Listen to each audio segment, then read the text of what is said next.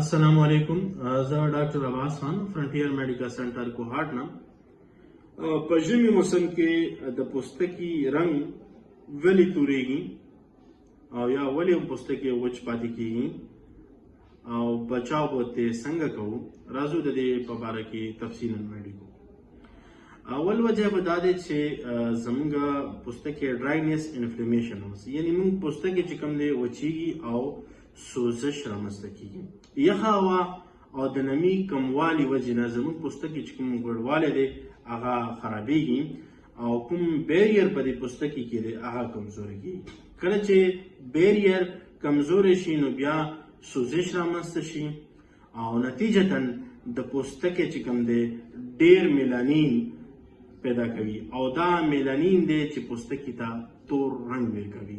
د میلانین د زیاده پیدایش وجې نه زموږ پوستکي توریږي او د پوستکي سکین او سوزش وجې نه.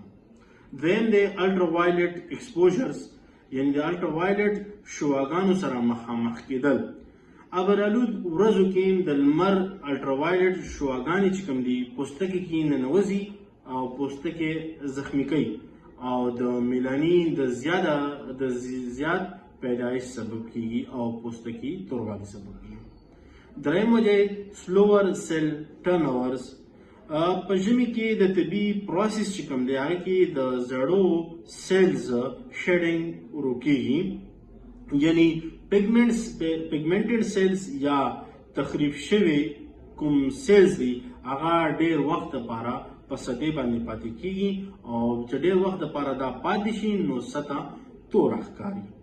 څلورم وجه دی ایگزیسټینګ سکین کنډیشن، یعنی د پوستکي موجوده حالات. په ژمي کې د پوستکي چې کوم موجوده حالات وي لکه اکنی، اگزیما یا سوریاسیس چې کوم دی هغه خرابېږي او بیا دا پوسټ انفلیمیټري هایپر پیګمنټیشن لامل کیږي، یعنی هلته زخمی شوی دی او هغې نه بعد چې کوم تور داغ پاتې شي نو دا هم کولی شي چې تور پاتې شي.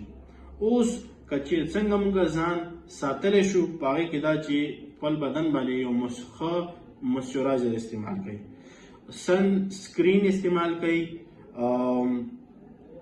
هغې نه علاوه تاسو کوشش وکړئ چې خپل هایډریشن کنټرول وساتئ، یعنی مطلب دا چې خپل فلویډز کوم مایعات چې کوم دي دا استعمال کوئ او ایکسفولیټ ورسره استعمال کوئ. والسلام.